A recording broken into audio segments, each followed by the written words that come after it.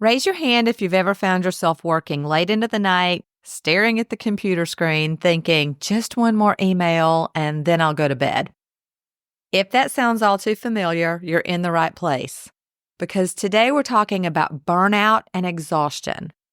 I know this hits close to home for me, and I'm willing to bet it does for you too. In this episode, I'm going to share the exact strategies I use to pull myself back when I start feeling burned out. They're really actionable, so you can implement them in your own business and life. You're listening to the Productive Entrepreneur Podcast.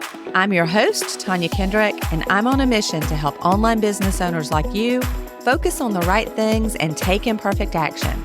Every week, you'll get my best tips on everything from time management and content creation to planning effectively and managing mindset issues, all in an effort to help you become more productive. So let's jump into this episode. Here's the thing, friends. Burnout doesn't just show up one day with a warning sign and a megaphone. It's more like that frog in a pot of water with the heat being gradually turned up.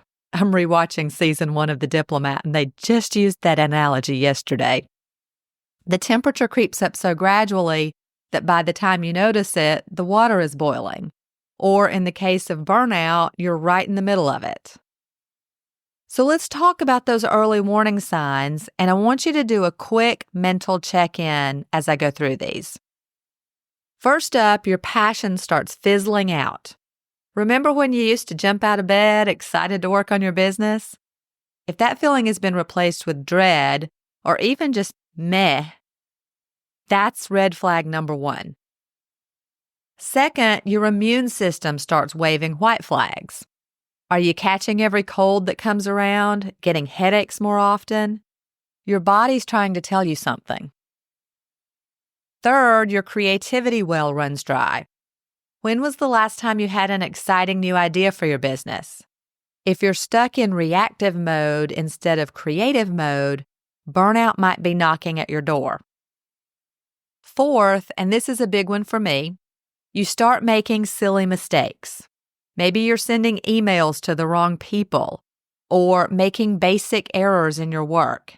This isn't because you're bad at what you do, it's because your brain is desperately trying to tell you that it needs a break. Here's a stat that stopped me in my tracks.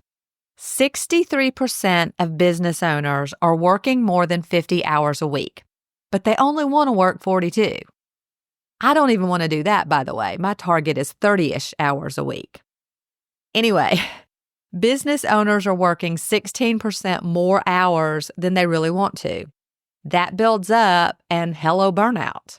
Oh, and I'll drop a link to the source for that stat in the show notes. Now let's talk about another number for a minute, because this really puts things in perspective. Studies show that job stress costs companies about $300 billion annually. That's billion with a B. But here's the thing. When you're a solopreneur, that cost hits differently because there's no team to pick up the slack when you're not at your best. Your personal brand often is your business.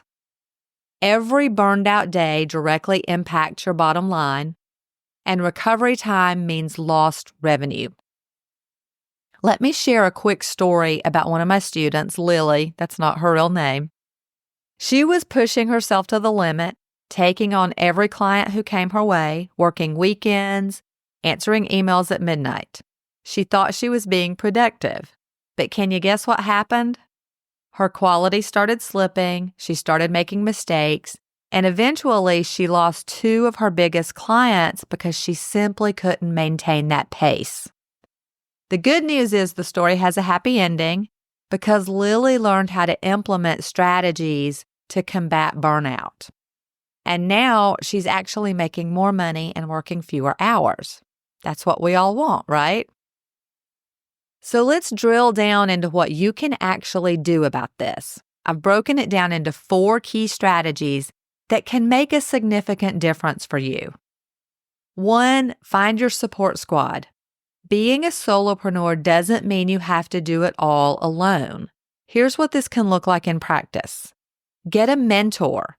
even if it's just someone you have coffee with once a month. And here's a quick tip. Look for someone who's about 2 steps ahead of where you are now.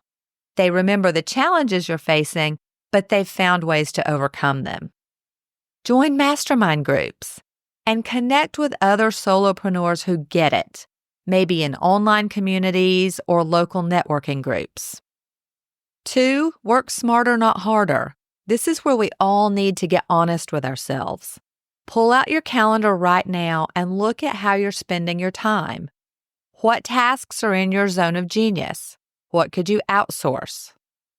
Review your client list. Who brings you energy versus who depletes it? You can do the same thing for projects. Which ones energize you and which ones drain your energy? Here's a practical exercise I do once a year. Track everything you do for 1 week. Every task, every email, every Zoom meeting. Then categorize each activity as either genius zone, excellent zone, competent zone, or incompetent zone. Anything that's not in your genius or excellent zones, that's your outsourcing list. 3, set those boundaries. This is where most of us struggle, so let me give you some sample scripts. For clients, to ensure I deliver my best work, I'm available Monday through Friday, 9 a.m. to 5 p.m. For urgent matters, you can reach me at, and give them your emergency contact method. For saying no, try this one. Thank you for thinking of me. While this sounds like an amazing opportunity, I'm currently focused on projects that, and add your specific criteria. I'd be happy to recommend someone who would be perfect for this. And for family and friends, I love you and I want to give you my full attention. Can we schedule a proper catch-up time this weekend? These are just a few ideas to get you started. And the 4th strategy is prioritize self-care.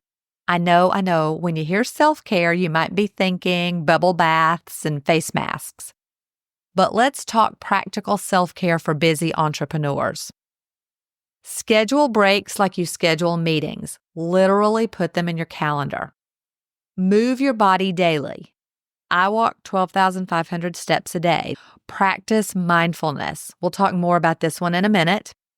And get enough sleep. Sleep has such an impact on your ability to handle stress. And on the topic of stress, episode 28 is all about how to manage small business stress. I'll be sure to include a link in the show notes. Next, let's drill down into mindfulness because, let's be real, running a business can feel like you're constantly on. There's always another email, another post, another course module, another task waiting for your attention. It's exhausting. That's exactly why we need a few solid tools to quiet our minds and reclaim our energy. Here's what works for me. Yoga and meditation. I wrap up my workday with yoga, which is my favorite way to reset. Then 3 times a week, I pull up a meditation episode on my favorite YouTube yoga channel. I'll link to it in the show notes. This is my end of work routine because it's the perfect way to shift from work mode to personal time.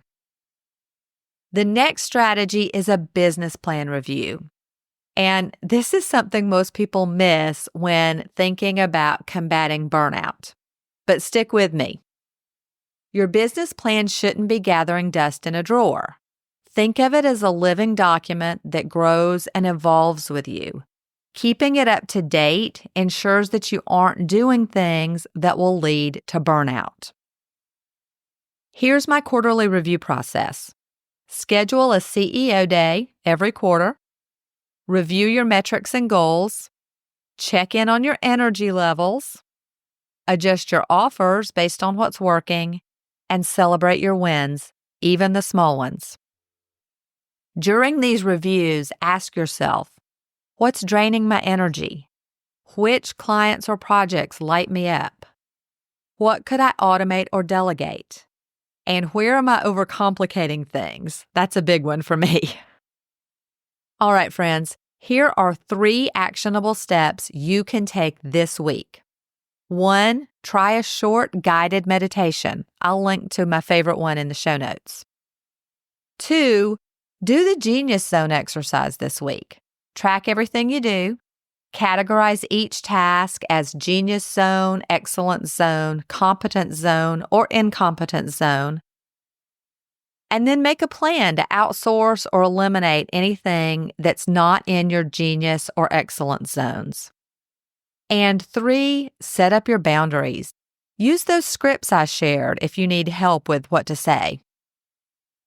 Remember, taking care of yourself isn't selfish, it's strategic. Your business needs you at your best. Think of self-care as your secret weapon for sustainable success.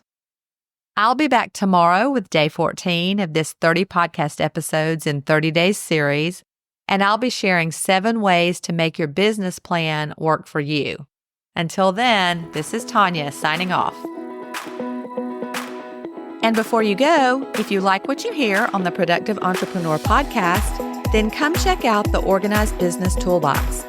It's my monthly membership for solo entrepreneurs who want to feel in control and take imperfect action to move their businesses forward. When you join, you'll get instant access to the training and resource vault, and a new toolbox or course drops every month. Plus, we have monthly Voxer office hours where you can privately ask me questions and get my direct feedback.